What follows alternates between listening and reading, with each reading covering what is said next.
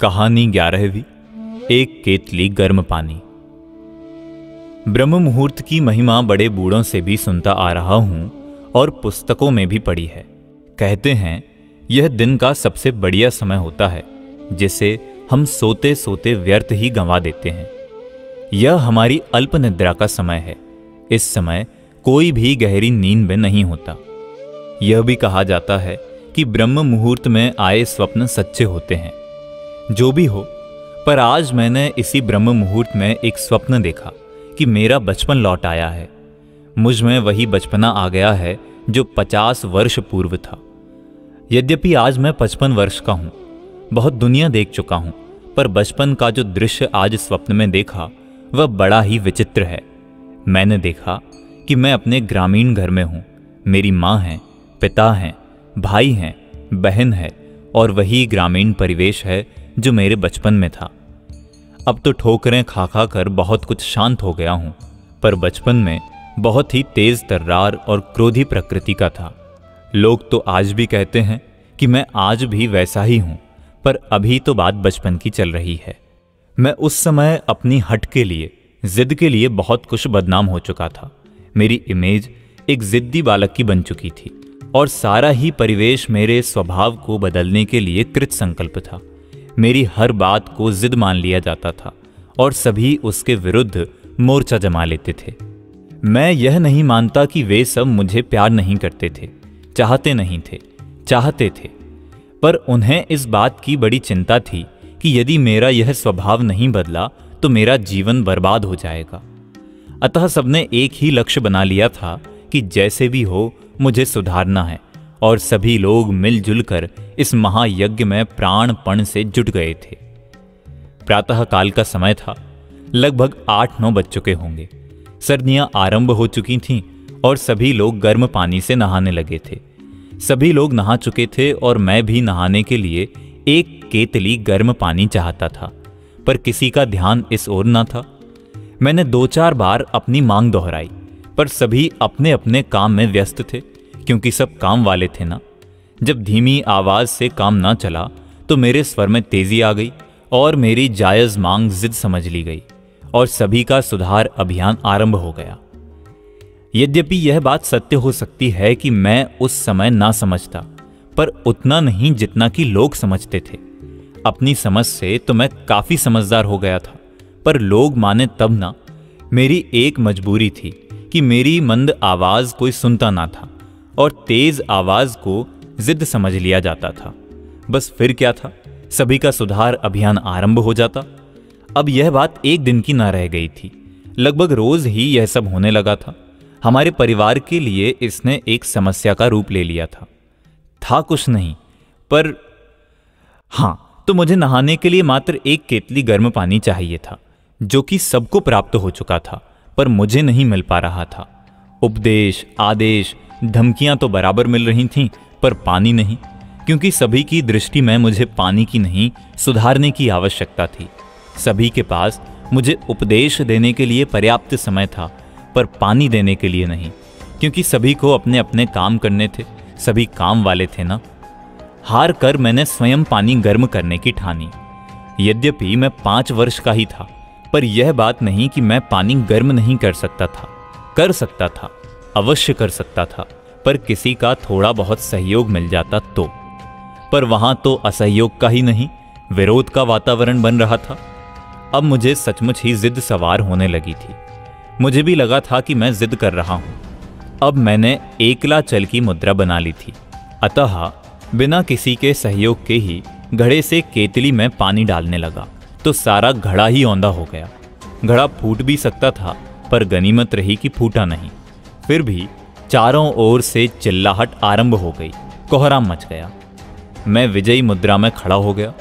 यद्यपि मैं कुछ भी बोल नहीं रहा था, पर अपनी मौन मुद्रा से ही कह रहा था कि लो, देख लो अपने असहयोग का परिणाम। थोड़ी बहुत समझ हो तो अब भी समझ जाओ, अन्यथा और भी खतरनाक परिणाम भुगतने पड़ सकते हैं। पर वहां कौन समझता मेरी चेतावनी को, क्योंकि सब बड़े हो गए थे ना, अपने को समझदार समझने लगे थे ना समझ तो अकेला मैं ही था, जिसे सही रास्ते पर लाना सबका सबसे बड़ा धर्म बन गया था। एक ओर से आवाज आई, दे दो ना एक केतली गर्म पानी उसे। लगता है किसी को या तो मुझ पर दया आ गई थी या फिर वह अधिक नुकसान की आशंका से आतंकित हो गया था। फिर सभी ने एक स्वर में उसकी बात का विरोध किया, क्योंकि उनका मानना था कि इस प्रकार जिद पूरी करने से बच्चे बिगड़ जाते हैं। मुझे सचमुच एक केतली गर्म पानी की आवश्यकता है, यह सत्य किसी भी समझदार की समझ में नहीं आ रहा था, क्योंकि वे सब कुछ बहुत अधिक समझदार हो गए थे ना। अब मैं अभिमन्यु की भांति अकेला ही युद्ध के मैदान में था। एक ओर मैं अकेला, दूसरी ओर 7 महारथियों के समान मुझे घेरे हुए पूरा परिवार। यद्यपि सभी को अपने अपने बहुत जरूरी काम थे, जिनकी वजह से मुझे कोई एक केतली पानी नहीं दे पाया था, पर अब तो आपातकाल आ गया था, अतः सभी काम स्थगित होने ही थे, सो हो गए। अब तो सबको एकमात्र काम मेरे इस आतंकवाद से निपटने का ही था, क्योंकि इससे अब संपूर्ण परिवार संकट में पड़ गया था। मुझे जैसे हिटलर के रहते हुए घर में सुख शांति कैसे रह सकती थी। कुछ भी हो, पर मुझ पर तो उन्हें काबू पाना ही था। बीच में निहत्ता मैं और चारों ओर पूरा परिवार। इस प्रकार मोर्चा जम रहा था। एक अभिमन्यु से सारे साम्राज्य को खतरा खड़ा हो गया था, अतः अब कोई न्याय अन्याय का प्रश्न नहीं रह गया था। जैसे भी हो, खतरा तो टालना ही था। यद्यपि यह खतरा एक केतली गर्म पानी से टल सकता था, पर इसमें सारे परिवार की इज्जत का सवाल था। सारे परिवार की प्रतिष्ठा दांव पर लग गई थी। मात्र बात इतनी ही नहीं थी, इससे बच्चे के बिगड़ जाने की भी पूरी संभावना थी। बच्चे के नहीं रहने से परिवार का क्या बिगड़ता है, पर बिगड़े बच्चे से तो। कुछ समय तक युद्ध विराम की स्थिति रही, क्योंकि दोनों ही ओर यह गंभीर मंथन चल रहा था कि स्थिति नाजुक है, इसमें क्या किया जा सकता है। शक्तिशाली महारथियों से घिरा मैं भी किम कर्तव्य विमूढ़ था। कुछ समझ में नहीं आ रहा था कि क्या करूं। परिस्थिति की गंभीरता मेरी समझ में आ रही थी, पर मैं भी, जब तक मुझ में थोड़ी बहुत भी समझ शेष रही, तब तक मैं किसी निर्णय पर नहीं पहुंच सका, क्योंकि मैं किसी पर आक्रमण करने की स्थिति में तो था नहीं। पानी का सवाल भी समाप्त ही हो गया था। समझौता वार्ता की संभावना भी क्षीण ही थी, क्योंकि कोई मध्यस्थ रहा ही नहीं था। इज्जत के साथ आत्मसमर्पण कराने वाला कोई जयप्रकाश भी दिखाई नहीं दे रहा था। समझदारों की ओर से समझदारी की आशा करना तो रेत में से तेल निकालने जैसा था। सो मैंने सोचा, जब मरना ही है तो वीरता से ही क्यों न मरा जाए।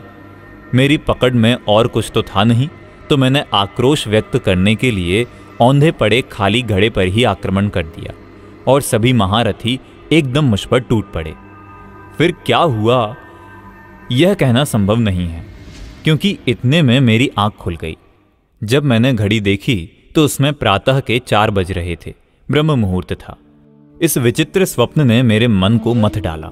यद्यपि मैं जाग रहा था, पर मेरी स्थिति स्वप्न जैसी ही हो रही थी, क्योंकि मैं अपने को उसके प्रभाव से मुक्त नहीं कर पा रहा था।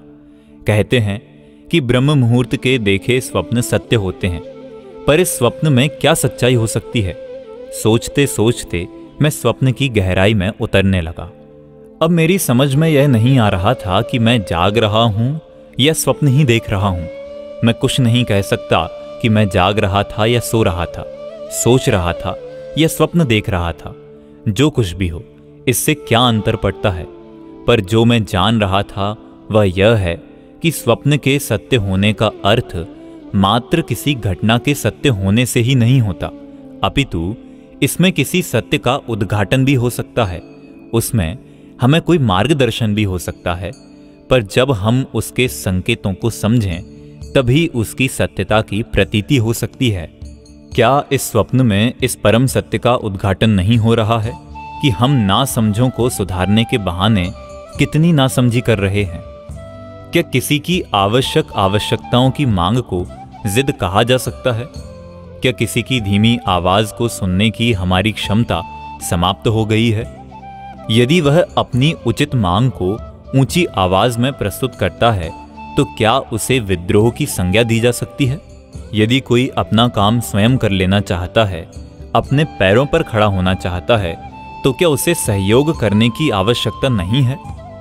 क्या भूखी नंगी गूंगी जनता की आवाज सुनने की हमारी क्षमता समाप्त हो गई है?